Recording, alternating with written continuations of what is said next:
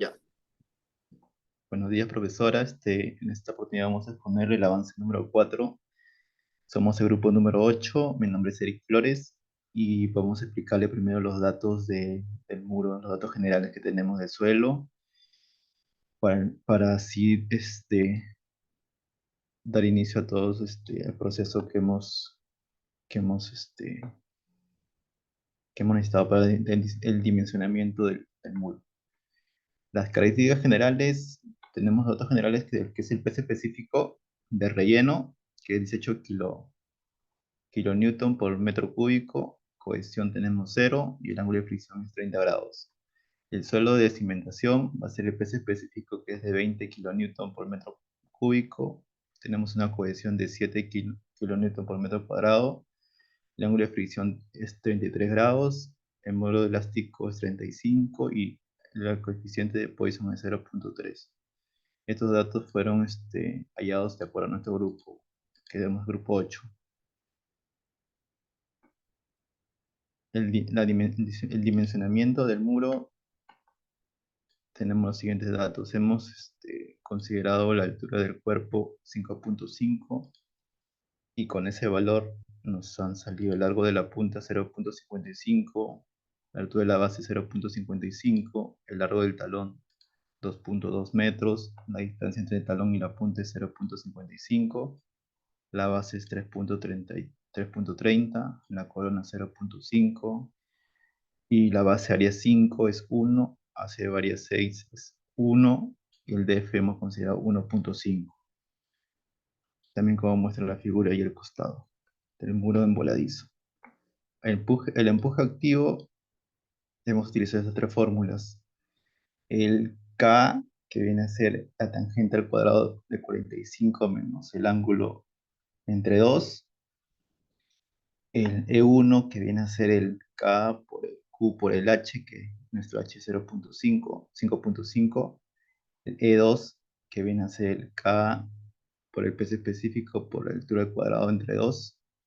Y obtenemos estos valores. El K es 0.30, el E1 es 32.45 kN por metro lineal, el E2 es 89.24 kN por metro lineal también. El,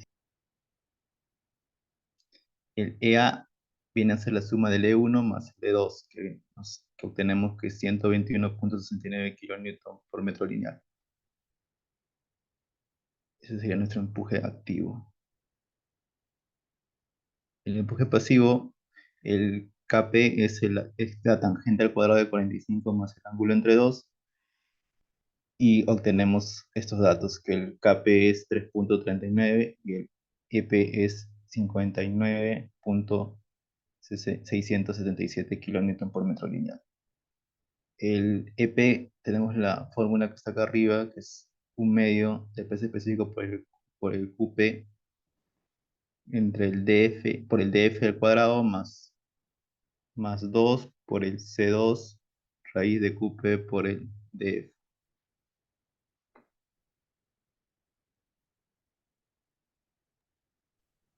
Ya. Muy buenos días, yo soy César Ulloa, yo voy a hablar sobre la tabla de momentos. Para esto, primero hemos distribuido en el gráfico seis áreas, como pueden ver, del 1 al 6, tanto áreas rectangulares como áreas en forma de triángulo, ¿no? Para esto, planteamos una tabla de momentos dividida por las seis secciones, en el cual hallamos el área en metros cuadrados, en áreas por base por altura y base por altura al cuadrado. En lo que viene a ser el peso es básicamente multiplicar el área. En el caso de algunas secciones va a ser multiplicada por el peso específico del concreto y en otras va a ser multiplicada por el peso específico que tenemos como dato, ¿no? Para lo que es el brazo va a ser la distancia que hay desde un punto C al fondo a la izquierda inferior del gráfico hasta el medio de cada sección, ¿no? En el caso en el caso de los triángulos, hay que tomar el 2/3 de la base. El momento básicamente entonces sería la multiplicación de los valores que tenemos del brazo al peso. Bueno, la estabilidad por volteo es, vamos a necesitar dos valores, que sería la sumatoria de los momentos que resisten el volteo, que es el MR, y la sumatoria de momentos que generan el volteo, MO, ¿no? La sumatoria de MR es todos los momentos hallados en la tabla de momento de la anterior diapositiva, y en el caso de MO es el EA por la altura del cuerpo entre 3. En este caso tenemos un factor de seguridad de 431 que vemos que al ser ya, que vemos que al ser mayor que 2 podemos decir que sí cumple. La estabilidad por deslizamiento, para esto vamos a necesitar los valores de FR, la sumatoria de las verticales, que es básicamente las sumatorias también de los pesos, el empuje pasivo, el CA, que es los valores de K1 o K2, por el, por el ángulo de flexión, que en este caso trabajaríamos que es de 33. Para esto no hay una inclinación en la parte superior, por lo cual consideramos un alfa en cero. Y vamos a tener al final nuestro factor de seguridad, que sería el FR sobre el FD. Esto redondeado a dos decimales, que tenemos 2,58. Para decir que sí cumple, tenemos que ver que sea mayor a 1,5. Ya. Para el cálculo de la estabilidad por capacidad portante, primero lo primero va a ser hallar la excentricidad, que será la base sobre 2 menos el M neto sobre la suma de vertical, de V. Para eso tenemos una excentricidad de 0,002, donde también vamos a obtener que verificar que la condición de excentricidad sea menor a B sobre 6. En este caso, sí cumple. Último, ¿no? C por NC, por SC, por DC, por IC, más Q por NQ, por SQ, por DQ, por IQ, más un medio del peso específico del segundo a trabajar por el B corregido por NY, SY, por DY y Y. En este caso, para los factores de forma SC, SY, SQ, los valores van a ser de 1, ya que va a ser una cimentación corrida. Los factores de inclinación van a ser hallados por las fórmulas de Meyerhoff, en en el cual primero tendremos que hallar este valor de 15,17, y después también vemos los factores de carga, que es NY, NC, NQ, sacados del libro de Braja-Das, del método de Meyerhoff, ¿no? Todo esto para obtener un Q último. Bueno, y como mencionaba, el K último, vamos a tener un valor de 975 por 0,609. Para esto nos ayudará en el cálculo del factor de seguridad, en el cual dividiremos el Q último por sobre el Q punta, nombrando así, viendo que sí cumple, ya que vemos que es mayor a 3, en el caso de estabilidad por capacidad portante.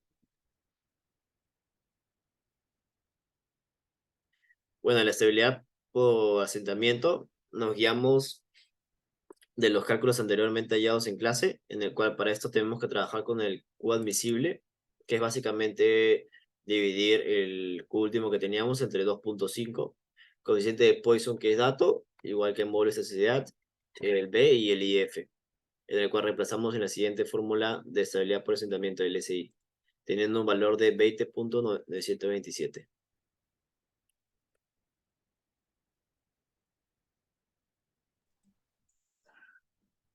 Continuando con la exposición, me presento, mi nombre es José Fernando Cayo Dextre y a continuación procederé a explicar el método de equilibrio libre, en este caso por el factor de seguridad de la técnica de Felenius.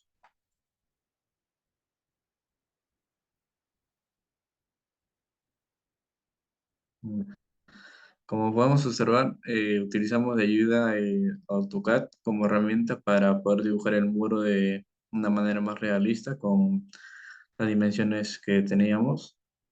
Podemos ver la altura, la dimensión del ancho.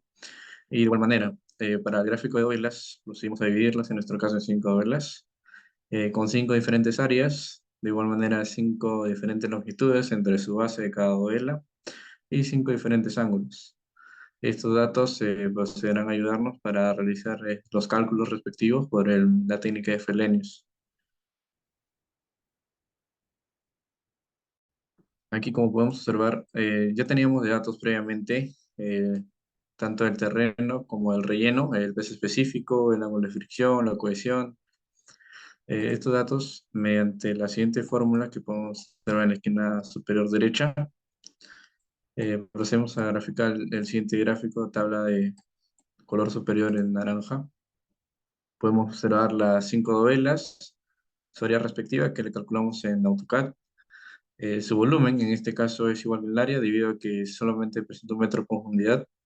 El ángulo de cada parte inferior de la novela. El peso específico, que en este caso el terreno presenta solo un peso específico, por eso es igual.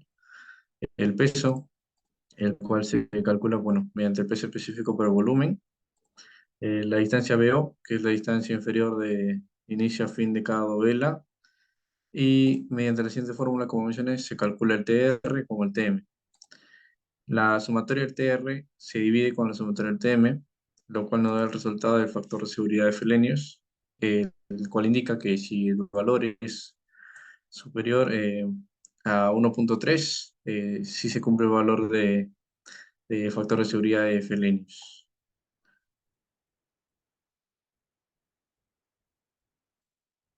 Finalmente, procederé a explicar las conclusiones y recomendaciones de nuestro trabajo en equipo. Bueno, la primera es que las dimensiones del muro cumplen con las tres verificaciones, pues, y el factor de seguridad por Frobenius. Además, por el medio equilibrio límite se obtuvo como Fs igual a 1.35, siendo mayor a 1.30 como mencioné, cumpliendo el Frobenius. Bueno, al observar los resultados, se llegó a la conclusión que las dimensiones de nuestro muro sí cumplen con los requisitos de los diferentes factores de seguridad, es decir, es apto para incluso llevarse a cabo una obra. Bueno, si se desea un mayor valor del empuje pasivo en el DF, se debería aumentar el valor de este. Y en caso de existiera un nivel freático, este afectaría directamente al peso específico del suelo, pues esto afectaría a diferentes tipos de cálculos a los que, bueno, nuestro tipo de suelo se ve sometido. Además que se tendría que trabajar con respecto al peso específico sumergido. Eso es todo, muchas gracias.